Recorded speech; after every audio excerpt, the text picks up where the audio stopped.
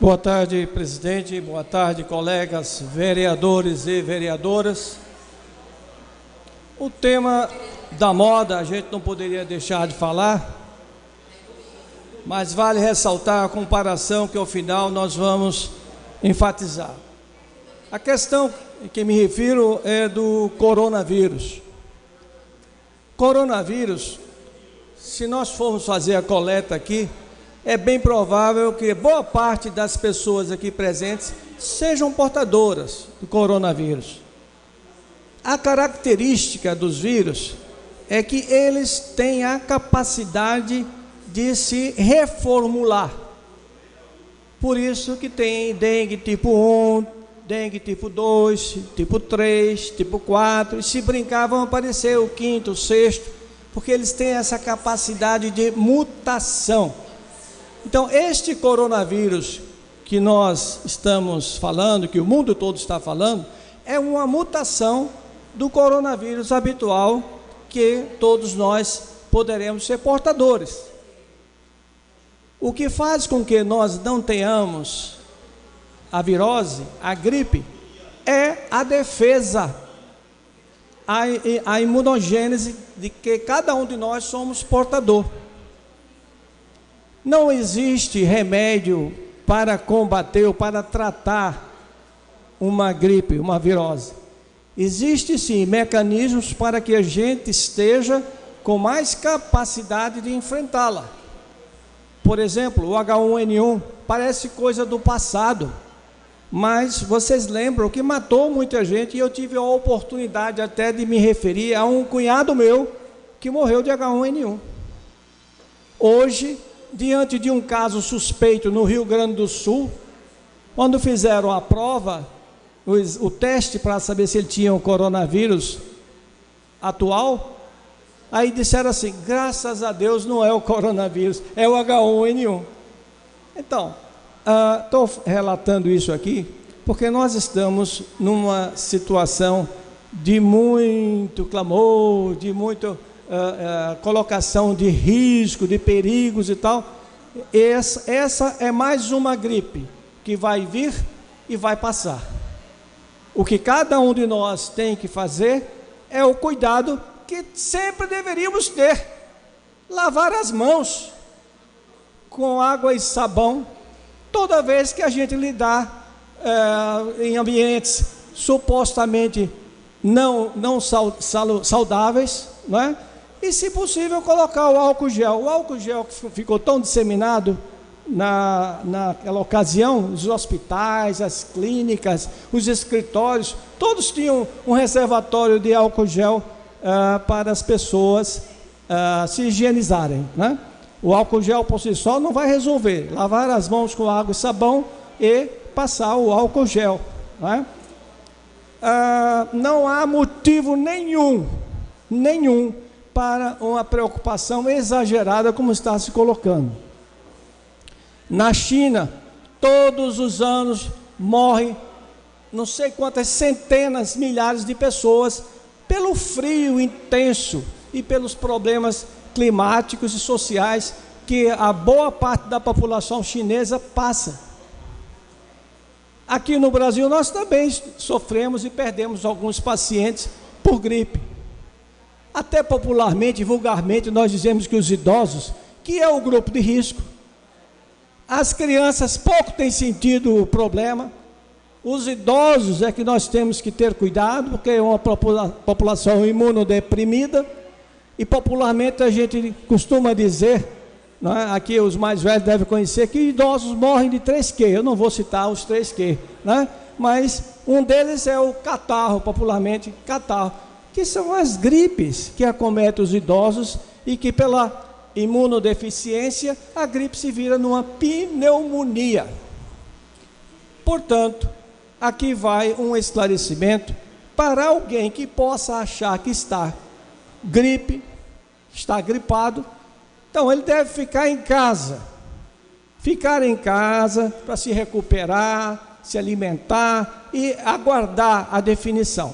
Se tiver febre, a febre perdurar por 2 dias, se apresentar cansaço importante e cianose de extremidades, aí é que deverá procurar um especialista para verificar a questão da dengue. Isso eu estou falando, gente, mas eu acredito que nada disso vai chegar aqui a nível de endemia. Eu acredito que não.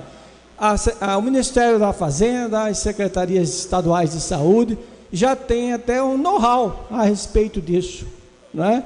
Porque a experiência que nós tivemos com o H1N1 e com a dengue, aí vem uma questão: nós estamos focando em cima do coronavírus e esquecendo a dengue.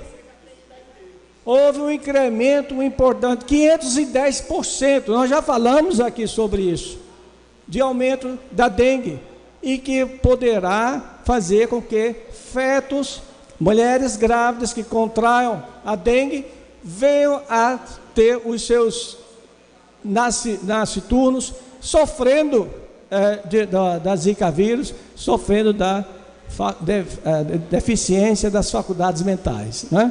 Então, este sim é um ponto importante, antes de pensar, até porque também a gente deve pensar, mas o mais importante para a nossa população aqui na cidade de Maceió, no estado de Alagoas, é com a dengue. Estão aí as chuvas, né? E aumentam no verão, porque é sazonal. Nós sabemos que a dengue ocorre no período do verão, quando chega o verão, a quadra chuvosa, né? E que a gente talvez não deva estar dando a atenção necessária. Por que eu estou dizendo isso? Porque houve um aumento de 510, são os números que estão dizendo, né? Então, eu estou aproveitando aqui a história do coronavírus para informar os senhores que, para nós maceuenses, para nós alagoanos, é mais importante nos concentrarmos na questão da dengue e nas maneiras como evitar e fazer todo o tratamento, todo o trabalho necessário para controlar a dengue, começando pela questão dos agentes de saúde. Não se resolveu nada ainda, gente. Quem é que vai fazer o acompanhamento, que vai nas residências para ver a questão da dengue e orientar os cidadãos? São os agentes de endemias. E, pelo que me consta, ainda estão paralisados, porque não recebem o salário que vem do governo federal, recursos do governo federal, não é recursos do cofre do município, é federal, e é estabelecido por lei que tem que ter o piso, e isso, infelizmente, ainda não é respeitado no município de Maceió. Daí a persistência dessa greve dos agentes de endemias, que só prejudica a população e não tem recepcionado com a seriedade, sido recepcionado com a seriedade que o problema exige pelos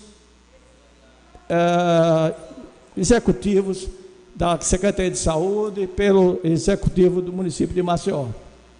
Então, é esse o discurso que nós temos a falar hoje, salientando, culminando com essa questão da greve dos agentes de saúde, levantando a questão da dengue para o município de Maceió e sua importância, e salientando que a questão do coronavírus é mais uma gripe que chega e que vai passar, e que não há motivo nenhum para alarde, a não ser as necessidades até financeiras que existem por trás disso aí.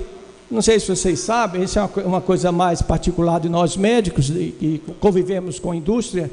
Já existem 6 grandes laboratórios tentando descobrir a vacina, tentando descobrir algum medicamento que possa reduzir os agravos, né, que a doença pode provocar. A exemplo do que aconteceu com o H1N1, quando se descobriu o Tamiflu.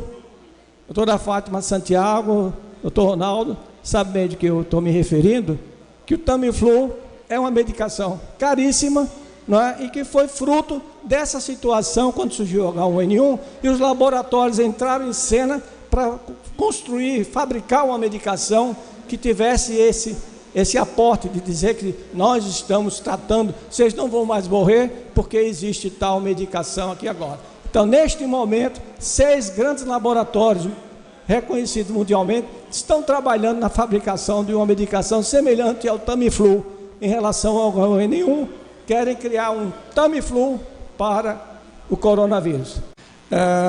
Realmente, o mais importante nesse momento é não deixar de ter o foco sobre a dengue, porque o coronavírus está tirando o foco, e isso até faz com que, poderá fazer com que a Secretaria de Saúde menospreze esta situação, e isso não é uma coisa boa. E se você estiver gripado, estiver espirrando, só para concluir, não precisaria nem dizer, a gente não deve espirrar, né? Espirrar na frente dos outros, isso é até uma questão de educação. Quando for espirrar, se não tiver um lenço de papel, levante a blusa, o braço e espirre sobre essa região para evitar que as gotículas que são transmissoras do vírus não contaminem o ambiente. E se você estiver com suspeita da gripe, fique em casa, não vá trabalhar. Agora sim, está havendo uma repercussão financeira importante, tanto na oferta como na demanda. Vocês estão sabendo, por exemplo, que a China vai dar licença, férias ou coletivas, vai dispensar por algum período os fabricantes dos acessórios eletrônicos. Poderá faltar, aí talvez importune mais, poderá faltar celular, vai faltar equipamentos para conserto de celulares e aparelhos eletrônicos em geral, né, computadores. Isso sim, vai haver um prejuízo na economia, né, na oferta de material e na demanda reprimida, porque as pessoas vão ficar em casa. Se ficam em casa, não consumem. Então, olha a preocupação que muitos dos governantes estão tendo nesse momento, né? E isso implica no nosso Brasil, que precisa fazer reformas, está numa situação delicada, que a situação mundial não é própria, e ainda tem alguns incidentes verbais que surgem por aí, que só fazem atrapalhar o sistema, mas isso não é o motivo da nossa fala no momento. Quero, por fim, parabenizar, porque aquilo que é bom, aquilo que o executivo faz bem, a gente deverá falar e parabenizar. O Ministério da Saúde está exigindo das secretarias municipais e das secretarias estaduais o aporte que os municípios e o Estado fizeram na saúde. Então, o município de Maceió, como todos os demais municípios, tem a obrigação de aplicar 15% de tudo que arrecada na saúde, e o Estado 12%, sob risco de o Ministério da Saúde não entrar com os recursos federais, caso não seja aplicado, ou com a punição proporcional ao que não foi gasto. O município de Maceió isso eu venho acompanhando, tem gasto entre 22% a 23% de tudo que arrecada na saúde. Eu não tenho condição aqui de dizer nesse momento de que forma está sendo aplicado, se a forma é efetiva, se não é efetiva, vamos fazer depois um estudo, mas o que está sendo colocado, eu chequei no Ministério da Saúde, está sendo aplicado mais do que os 15%. Há muitos anos atrás, quando surgiu essa obrigação, essa determinação, os municípios utilizavam recursos vários para lograr a lei. Por exemplo, fardamento da polícia, colocava como dinheiro da saúde. Pavimentação de ruas, colocava com recurso da saúde. Não é mais isso há muito tempo que isso já foi sanado, porque a justificativa de dizer que pavimentação era saúde, não existia mais esgoto a céu aberto, não é recurso da saúde, é recurso da Secretaria de Infraestrutura. Enfim, Então hoje a aplicação realmente ela é mais vigiada. Eu não tenho no momento condição de dizer se esses 23% de que forma foram aplicados e se na minha visão foram bem aplicados ou não, mas que foram aplicados mais de 22% foram sem dúvida nenhuma. Muito obrigado a todos.